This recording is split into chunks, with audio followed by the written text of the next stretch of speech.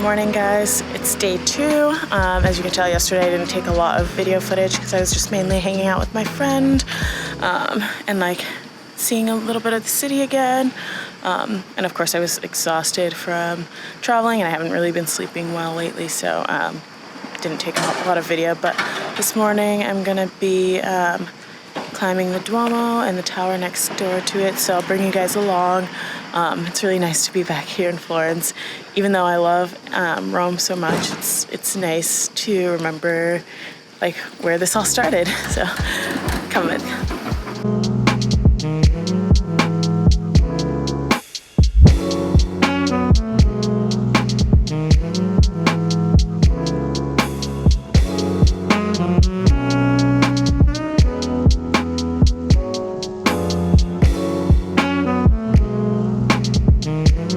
Okay, so bad news, guys. The church, the tower, like all of the touristic sites are closed, which makes sense. I mean, of course, like Italy is still kind of tentative about reopening everything right away. But on Google Maps, it said that things would be open. So I was hoping that by now it would be close to back to normal.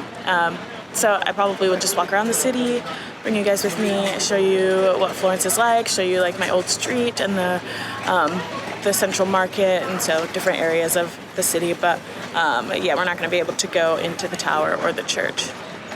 Okay, so guys, due to unforeseen closures, we're going to improvise.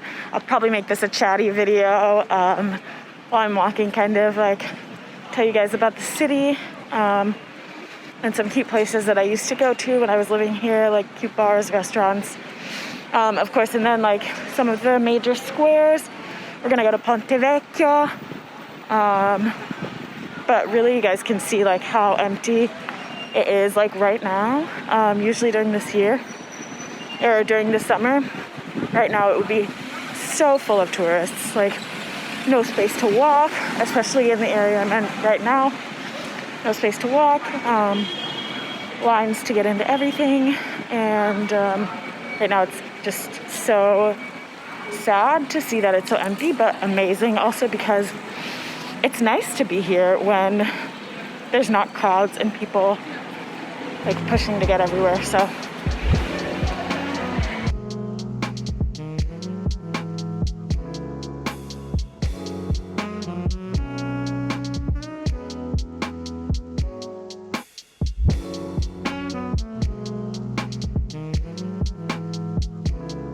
So right behind me is the historic leather market in the city center. And traditionally lots of tourists and like Italians know this place as a place where you can get really good leather for good prices by bargaining, or possibly fake leather, so you just have to kind of have an eye for it. And another thing about bargaining is that you really, once you show that you're interested in something, it's kind of over. But if you are kind of like, oh, I wanted this, but it's a little too expensive, maybe I'll leave it, and you start to walk away, then the vendors are like, no, like, come back, I can do this price for you. So you just kind of have to know how to bargain, but of course it's not the same as it was before. But yeah, maybe I'll take you guys for a little walk through here if it's open.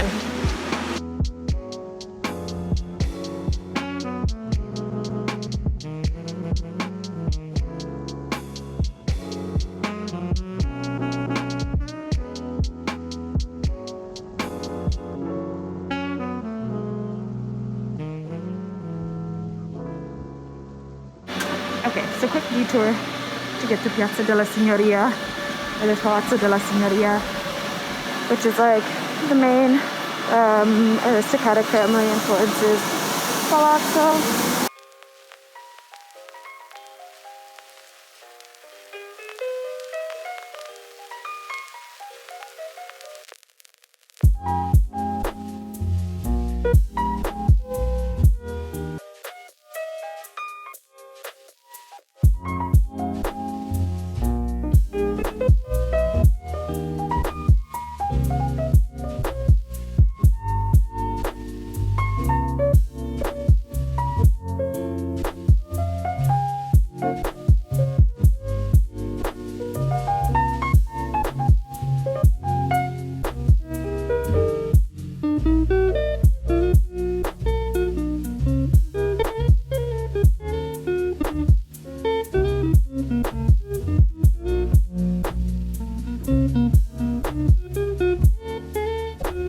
Okay, so now we're walking down the Galleria degli Uffizi, one of Florence's best known museums, where some of the coolest works are held, like Botticelli's Venus.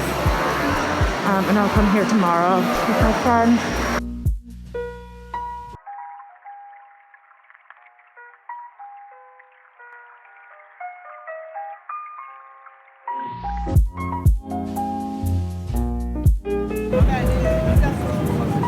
Guardate un attimo me, so che fate un po' di fatica, però li pulite anche. Ora controllate che le pare sono verticali.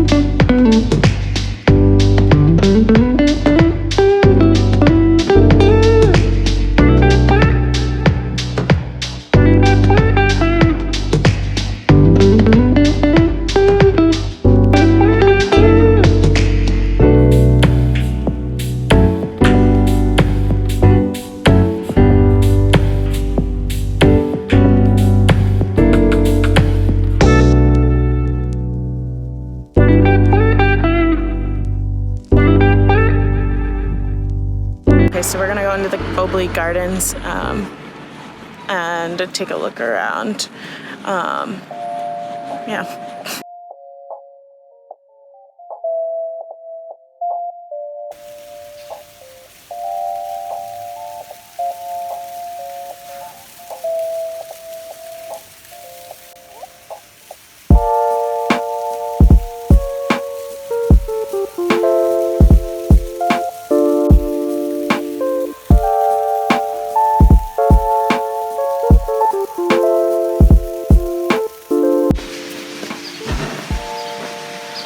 All these stairs. This is how Italians stay after like 500 plates of pasta.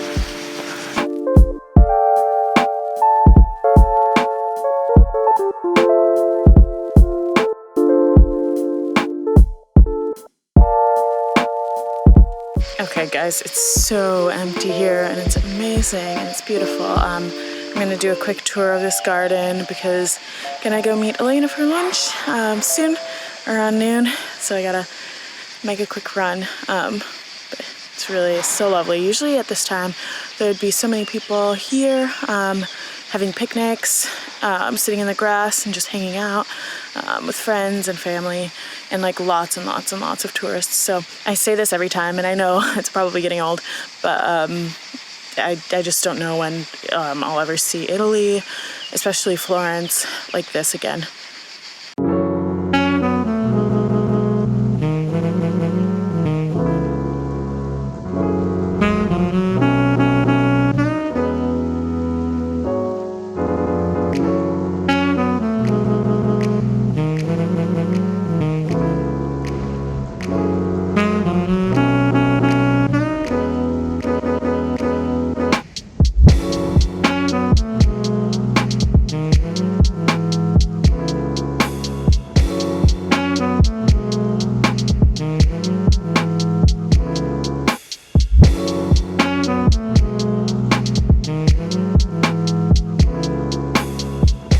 Okay, so usually inside this house behind me, there's this museum of porcelain, and they're really beautifully painted, like plates and teacups and like eggs and just a lot of really beautiful works. Of course, because of the virus, it's still closed, so it's unfortunate. It seems like Rome has opened up a little bit more than Florence, but yeah, things are still kind of picking up slowly, so we'll have to see.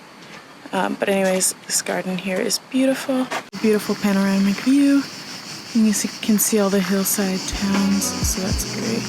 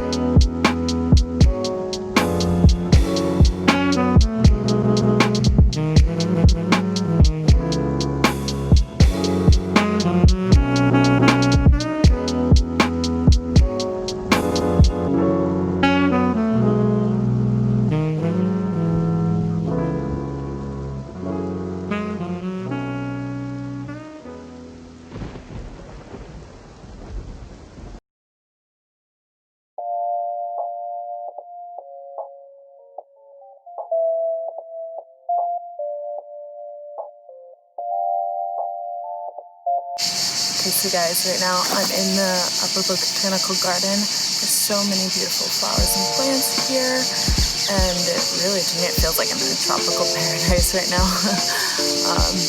But it's so shady, and there's beautiful animals. You can hear the birds chirping. And that's one thing I love about Italy, is even in the biggest cities, you can kind of find like a natural escape, natural oasis to have a walk, sit in the shade, maybe have a picnic. And that's one of the things I really love about Italy.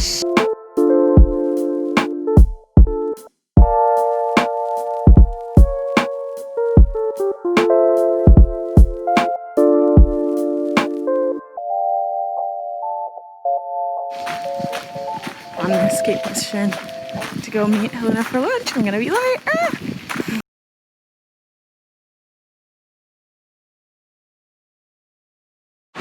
Morning, guys. So we just got up. We're at this really cute cafe just down the street that has like these delicious pastries. I got one with cooked cream and Bavarian cream and raspberries. So I'm just so excited to get it. And then we're also gonna have cappuccini. And then today we're just gonna like go to the Uffizi inside the museum and take a little tour because neither of us has ever been there, even though we lived in Florence for like a year. And then we'll be going to meet a friend for lunch, and then we're just gonna like walk around the city and just knock out some things from our bucket lists. So I'll bring you guys along, and hopefully you can see a little bit of Florence that you can't really access right now.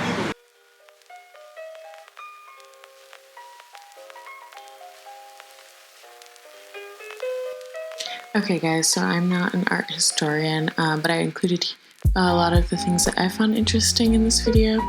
And if anyone has any knowledge of any of the works, please feel free to share them in the comments, but just wanted to make that disclaimer.